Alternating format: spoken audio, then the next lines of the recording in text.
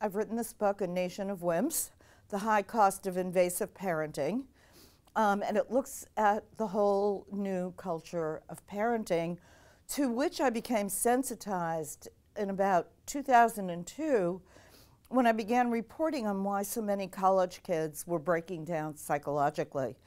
And this was a new phenomenon. My kids had gone through college not long before, and this was not part of their experience. I don't even think they knew where the campus counseling center was.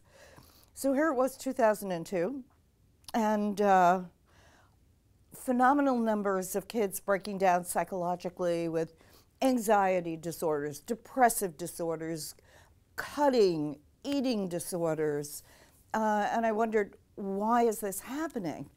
And I spoke to 400 people on the front lines of campus counseling centers all over the country, and they all told me the same thing, that these kids were coming to school lacking, completely lacking in a variety of coping skills. Why? Because their parents were taking the lumps and bumps out of life for them, pushing them to achieve. And the reason they were doing this is because parents were now filled with enormous anxiety. They understood that the tools of the culture had changed. They were now working with computers, which they had not been born to do, understood that the tools of the culture had changed and that there was now a whole new globalized economy, and parents are terrified that my child will be left behind. Not your kid, not the neighbor's kid, but my kid will somehow be left behind in this global economy.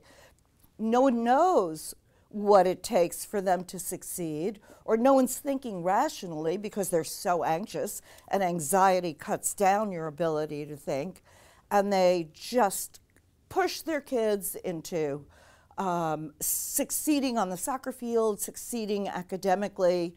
They don't care whether their kids cheat in order to get grades, and this is one of the big phenomena in school today.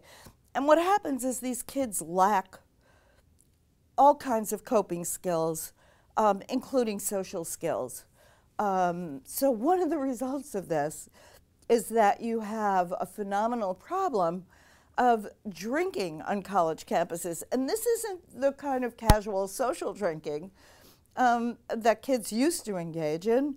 You now have the phenomenon of pre-gaming, where before you even go out for the evening, you're alone in your dorm room and you're swigging vodka because you don't have the social skills to engage with other people. So you need this alcohol as a lubricant, and also to take you fairly far along the road to getting drunk. And getting drunk and passing out, believe it or not, is something that these kids see as a positive because it gives them something to talk about. And this is very different from the social experience of previous generations of college kids. I mean, there is the great paradox that what parents are doing is to program their kids and push their kids because they want them to do well in the global economy.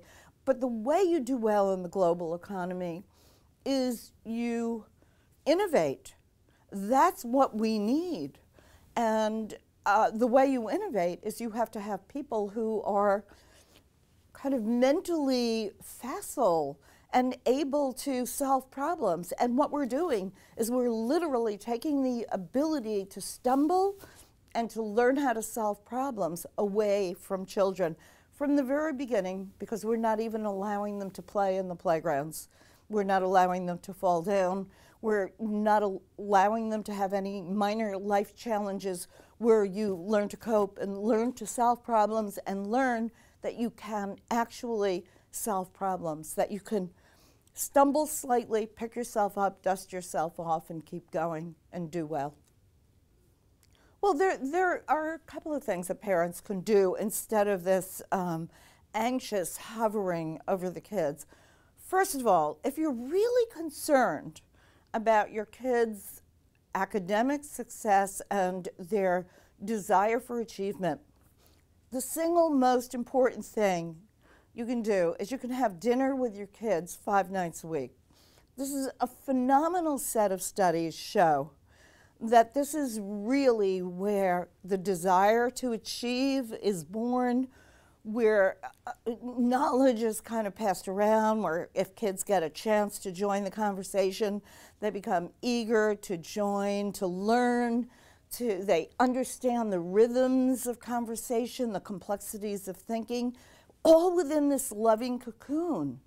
And that's invaluable to kids. So having dinner with parents at least 5 nights a week is incredibly important. Another very important thing is letting kids play. And I mean rough and tumble play, which has virtually disappeared from the face of the earth in the United States.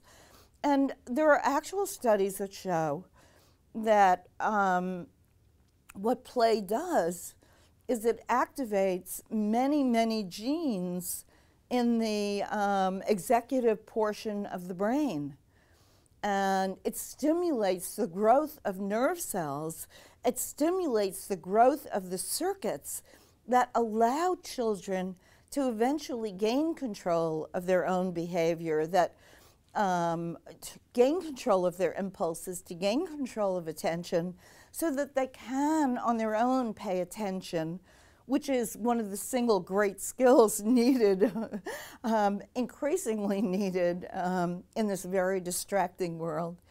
And it's ironic that play, which to parents looks like a waste of time because it's not goal-directed, is the very activity that creates the brain machinery for kids to be goal-directed. So those are 2 of the most important things that parents can do.